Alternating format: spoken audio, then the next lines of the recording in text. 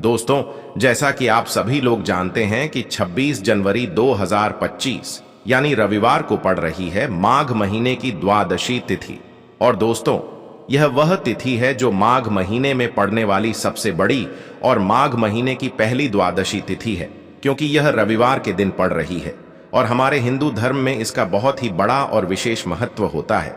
पूज्य गुरु जी ने कहा है कि अगर कभी भी मौका लग जाए और माघ महीने की द्वादशी तिथि रविवार को पड़ जाए तो आप लोगों को सिर्फ और सिर्फ 11 गेहूं के दाने वाला उपाय तो अवश्य ही करना चाहिए, क्योंकि इन दोनों तिथियों का संयोग बहुत ही कम आता है। इसी के साथ दोस्तों, गुरुजी ने कहा है कि जब भी माघ महीने की द्वादशी पड़े तो आप लोगों को सिर्फ और सिर्फ 11 गेहूं के दाने वाला उपाय तो अवश्य करना चाहिए। यह उपाय इतना खास है कि अगर आपने सही मुहूर्त पर सही क्रिया अनुसार यह गेहूं के दाने वाला उपाय कर लिया, जो प्राचीन काल के समय का महाउपाय है, तो मान के चलिए दोस्तों, महादेव जी के आशीर्वाद से आपके जीवन का कितना ही बड़ा दुख हो, उससे आपको मुक्ति मिल जाएगी। आपकी कोई भी मनोकामना हो, मान लीजिए आप नौकरी की तैयारी कर रहे थे तो आपकी नौकरी लग जाएगी, आपका बंद पड़ा व्यापार चल पड़ेगा।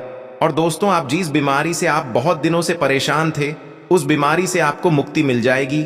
आपके जीवन में धन आना शुरू हो जाएगा, आपके जीवन में धन आने के नए नए रास्ते खुल जाएंगे।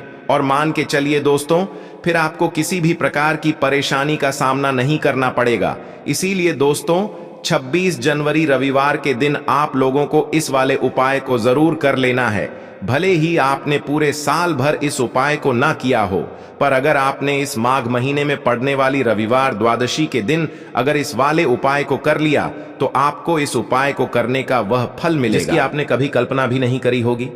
इसीलिए आप लोग इस 11 गेहूं के दाने वाले उपाय को एक बार जरूर कर लेना, ताकि आप लोगों के हाथ से यह मौका ना जा सके और आपको इस उपाय को करने का फल मिल सके। दोस्तों, यह उपाय पंडित जी ने अपनी अभी की ही शिव महापुराण की कथा में बताया है, जो इस उपाय को आज हम आपको बहुत अच्छे से समझाने वाले हैं। इस वीडियो को देखने के बाद इस उपाय को समझने के लिए आपको कोई और वीडियो को देखने की जरूरत नहीं पड़ेगी। तो दोस्तों, इस उपाय को आपको कैसे करना है, कब करना है, कहां पर करना है और उपाय को करते समय आपको किन किन गलतियों को नहीं करना है और आपको किन किन बातों का ध्यान रखना है, यह सारी जानकारी हम आपको इस वीडियो में देंगे। तो चलिए भक्तों, उपायों को शुरू करते हैं। अगर आप भी चाहते हैं कि महादेव जी का आशीर्वाद आप पर सदैव बना रहे तो वीडियो को लाइक करें, चैनल को सब्सक्राइब करें और कमेंट बॉक्स में हर हर महादेव जरूर लिखें। और अपने फायदे के लिए, गरीबी दूर करने के लिए इस वीडियो को पूरा देख कर जाना। यदि आज आपने वीडियो को बीच बीच में से देखा, काट काट कर देखा, तो जीवन में आपको कभी सफलता हासिल भी नहीं होगी। देखिए दोस्तों, ये 26 जनवरी रविवार द्वादशी का दिन, ये इतना खास होता है, इतना महत्वपूर्ण होता है। देखा गया है कभी कभी बड़े बड़े पूजा पाठ अनुष्ठान से जो मनोकामना पूर्ण नहीं होते, वह 26 जनवरी रविवार के दिन एक छोटे से उपाय करने से ही आपकी मनोकामना पूर्ण हो जाती है। अब हम समझते हैं इस वाले उपाय को हमें करना किस समय है। 11 गेहूं के दाने वाले उपाय को हमें माघ महीने की द्वादशी के दिन करना किस समय है। तो देखिए, इस उपाय को करने का जो समय है वह सुबह का समय है और शाम का समय भी है। अब देखिए, यहां पर हम मुख्य रूप से सुबह का समय नहीं बोलेंगे, क्योंकि 26 जनवरी रविवार का दिन है और इस दिन प्रदोष काल के समय का बहुत महत्व होता है। बाकी अगर सुबह के समय भी करेंगे तो भी अच्छा होगा, उसमें कोई भी दिक्कत वाली बात नहीं है। तो चलिए जानते हैं इस विशेष उपाय के बारे में। लेकिन उससे पहले एक प्रार्थना, अगर आप इस चैनल पर नए हैं तो आप इस वीडियो को लाइक करें, चैनल को सब्सक्राइब करें और कमेंट बॉक्स में आप अपनी राशि या अपना नाम जरूर डाल दें, क्योंकि हम राशि से जुड़ा भाग्य भी बताते हैं और भाग्य में चल रही परेशानियों को दूर करने के लिए वह आसान से आसान उपाय भी बताते हैं। तो चलिए अब हम अपने सबसे पहले उपाय की बात कर लेते हैं। देखो, गुरु जी ने कहा है कि अगर रविवार के दिन द्वादशी तिथि पड़ जाए तो इस दिन आपको 11 गेहूं के दाने वाला उपाय तो अवश्य ही करना चाहिए। देखो, यह उपाय, यदि आपके जीवन में कर्जा बहुत अधिक है, आपके जीवन में संकट बहुत अधिक रहते हैं, आपके ऊपर बहुत अधिक विपदा आ रही है, बार बार आपको अपने व्यापार में और अपने धन में हानि देखने को मिल रही है, यानी कि आपको प्रत्येक कार्य में हानि हो रही है, तो आपको यह उपाय करना चाहिए। देखिए, इस उपाय के लिए आपको 11 गेहूं के दाने आपको लेने हैं। ठीक है, 11 दाने लेने के बाद में आपको जरूरत होगी चावल के दानों की। 11 चावल के दाने और 11 गेहूं के दाने, और चावल के दाने खंडित नहीं होने चाहिए। अब आप कहोगे भैया गेहूं कहां से लेने हैं? देखो, आपको किसी भी किराना स्टोर पे गेहूं के दाने मिल जाएंगे, जाके ले लेना। ठीक है ना? 11 गेहूं 11 चावल के दाने लेने हैं। साथ ही साथ आपको एक तांबे का लोटा लेना है और उस तांबे के लोटे में आपको जल भरना है। जल आपका खुद के घर का होना चाहिए, मंदिर का नहीं होगा। अब आप ये सब सामग्री लेकर पहुंच जाओगे महादेव के शिवलिंग के पास में शाम के टाइम पे, प्रदोष काल में। देखो, जब आप ये उपाय कर रहे हो तो अपना फेस रखना उत्तर दिशा, नॉर्थ डायरेक्शन की तरफ। अब यहां पे जो मैं आपको क्रम बताने जा रहा हूं ना, उस मेरे क्रम को बहुत ध्यान से सुनिए। महादेव को अगर कोई सबसे प्रिय है ना, तो उनकी सबसे छोटी पुत्री जिनका नाम है माता अशोक सुंदरी, जो आपके पास में चावल के 11 दाने हैं ना, उन चावल के 11 दानों को माता अशोक सुंदरी के स्थान पर आपको अपना नाम और गोत्र बोलते हुए समर्पित कर देने हैं, है ना? चावल के दानों को रखने के बाद में जो आपके पास में तांबे का लोटा है ना, उस तांबे के लोटे को कहीं पे भी हम जल नहीं चढ़ेंगे। सिर्फ और सिर्फ माता पार्वती का जो हस्त कमल आपको दिख रहा है, यहीं पे गोल गोल आपको समर्पित करना है उसी जल को, और कहीं नहीं। ना तो माता अशोक सुंदरी के स्थान पर, ना तो शिवलिंग के ऊपर। सिर्फ आपको यहाँ पे गोल गोल जलाधारी पर आपको उस जल को समर्पित करना है। अब आपके पास में बचे हुए हैं 11 गेहूं के दाने और बचे हैं। उन्हीं 11 गेहूं के दाने को आपको अपनी मनोकामना, अपने विशेष कहते हुए महादेव के शिवलिंग के ऊपर अगर आप रविवार के दिन प्रदोष काल में समर्पित कर देते हैं, तो आपकी जो भी मनोकामनाएं होंगी, जो भी विश होंगी, महादेव पूरी जरूर करते हैं। अन्न को समर्पण करने से, उस खासकर गेहूं को समर्पण करने से हमारी इच्छाएं पूरी होती हैं। और अगर वो दिन रविवार का दिन हो, तब तो इससे सुंदर संयोग कुछ भी नहीं हो सकता। आपकी इच्छाओं को पूरा करने के लिए बहुत स्पेशल, बहुत प्यारा सा उपाय आप सभी को जरूर करना है। ध्यान में रखिएगा, ये उपाय प्रदोष काल में करना है। देखो, गुरु जी ने कहा है भगवान शिव के शिवलिंग पर 33 कोटि देवी देवताओं का वास होता है। अगर हम शिवलिंग के सामने कुछ भी उपाय करते हैं तो हमारे सभी देवी देवता हमसे खुश हो जाते हैं। ये उपाय आपको अवश्य करना है। देखो, सुबह के टाइम नहीं कर सकते, ठीक है? अब बात करते हैं अगले उपाय की। इस उपाय के लिए आपको मात्र 2 लौंग लेनी होगी, यानी कि आपको लौंग का जोड़ा लेना है। 2 फूल वाली आपको लौंग लेनी है। लौंग का जोड़ा कहीं से भी खंडित नहीं होना चाहिए, इस बात का ध्यान रखें। इसी के साथ में आपको लेना होगा लाल चंदन का पाउडर। देखिए, यदि आपके पास लाल चंदन की लकड़ी है तो उसे घिसकर भी आप चंदन के रूप में प्रयोग कर सकते हैं। यदि पाउडर है तो उसका भी आप अपने उपाय के लिए प्रयोग कर सकते हैं। देखिए, चंदन जो है वो तेज का प्रतीक माना गया है और साथ ही साथ जीवन के अंधकार को दूर करने का प्रतीक माना गया है। अब इसी के साथ में आपको मात्र एक तांबे के पात्र के अंदर शुद्ध जल लेना होगा अपने घर से। अब दोस्तों, ये तीनों सामग्री लेकर के सीधे आपको पहुंच जाना होगा भगवान शिव के मंदिर में। देखिए, इसी के साथ में आपको एक गोल बाती का दीपक भी लेना होगा।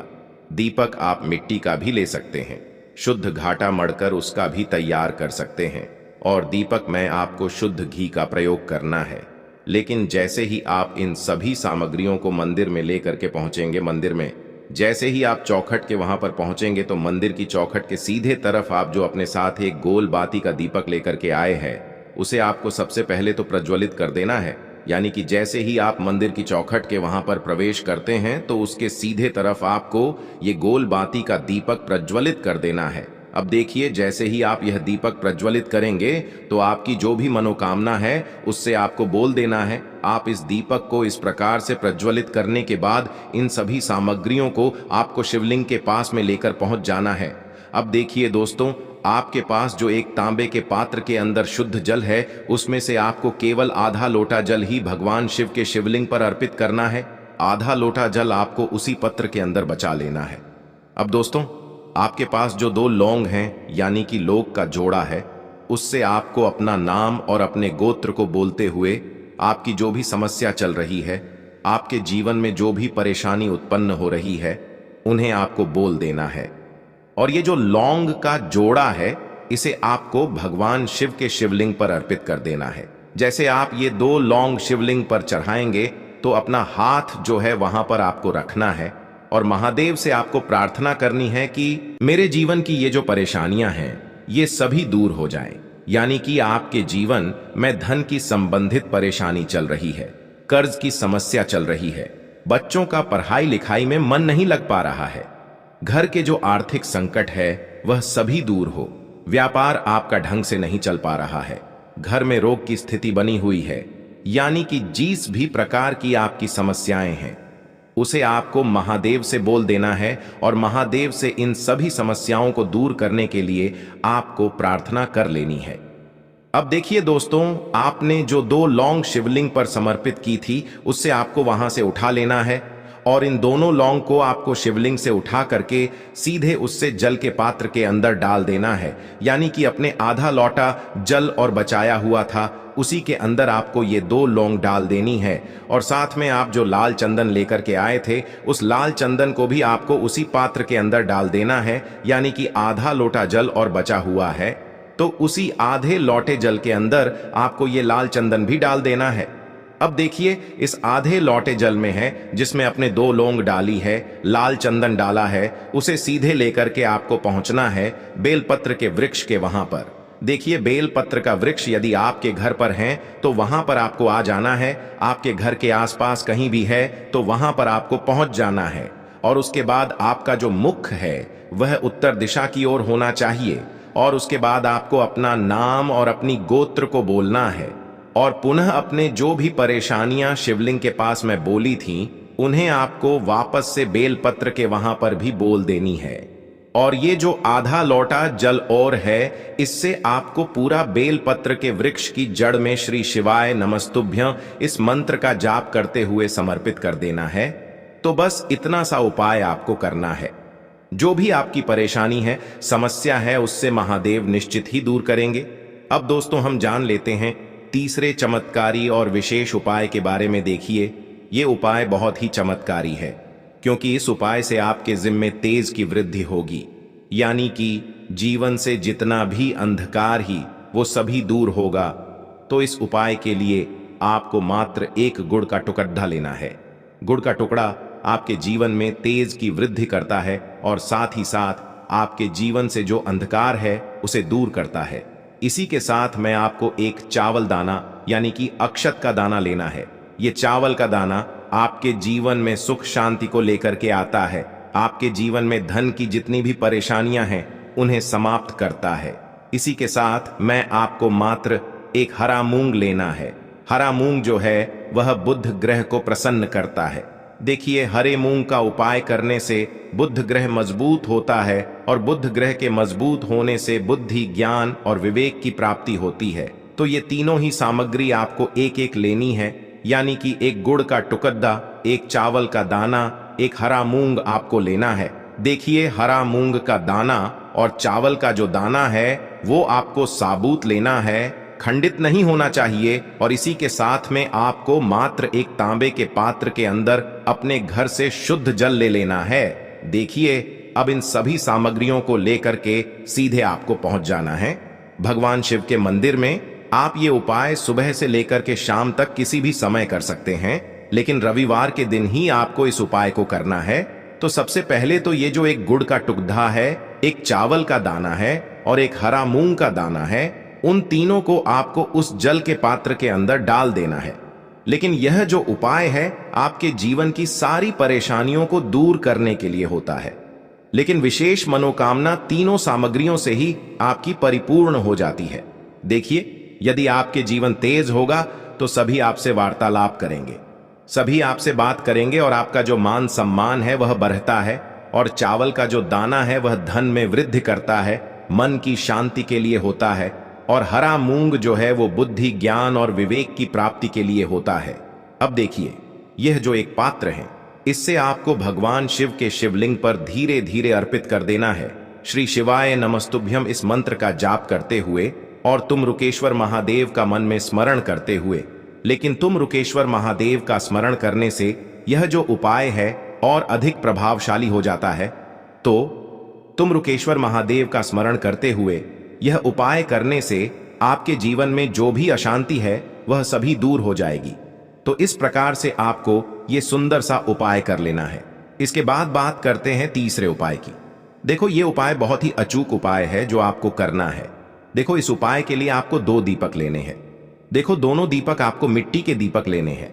उसके बाद आपको दोनों दीपक को प्रज्वलित करने के लिए आपको लंबी बाती लेनी है और ये दीपक घी और सरसों के तेल से दीपक प्रज्वलित करने हैं। ये सब लेने के बाद आपको लेना है एक कटोरी में कच्चा दूध थोड़ा सा लेना है। उसके बाद आपको लेना है 1 लोटा जल। देखो, गुरुजी ने इस उपाय के लिए बताया है कि ये उपाय आपको प्रदोष काल में करना है। कहते हैं कि बेलपत्र के वृक्ष में प्रदोष काल के समय में महादेव वास करते हैं। उस समय हम कोई भी उपाय करते हैं तो उसका फल हमें अवश्य मिलता है। देखो, अब ये सब सामग्री लेकर आपको प्रदोष काल में चले जाना है बेलपत्र के वृक्ष के वहां पर। देखो, वहां पहुंच जाने के बाद आपको सबसे पहले बेलपत्र की जड़ में सबसे पहले वो दूध जो आप लाए हैं उसे समर्पित कर देना है। उसके बाद आपको जो 1 लोटा जल जो आप लाए हैं वो आपको धीरे धीरे बेलपत्र की जड़ में समर्पित कर देना है। उसके बाद आप जो दीपक लाए हो दोनों दीपक को आपको बेलपत्र की जड़ बेलपत्र की तरफ मुंह करके बाती का आपको 1 दीपक घी का और 1 दीपक तेल का प्रज्वलित कर देना है और आपकी जो भी मनोकामनाएं हैं वो महादेव को बोलना है। देखो, गुरुजी ने कहा रविवार के दिन पर बेलपत्र की जड़ में दीपक प्रज्वलित कर देता है, महादेव उसकी सभी मनोकामना पूरी कर देते हैं। देखिए दोस्तों, आज के इस वीडियो में हमने आपको रविवार के दिन किए जाने वाले 3 बहुत ही सुंदर से उपाय बताए हैं। जो भी आपके लिए उचित है, सरल है, उसे आप कर सकते हैं। यदि उपाय से जुड़ा किसी भी प्रकार का सवाल है तो कमेंट में पूछ लें। उपाय को करते समय आप किसी भी प्रकार की गलतियां ना करें। अगर आपको हमारी वीडियो पसंद आए तो हमारे इस चैनल को सब्सक्राइब जरूर करें। हर हर महादेव, ओम नमः शिवाय।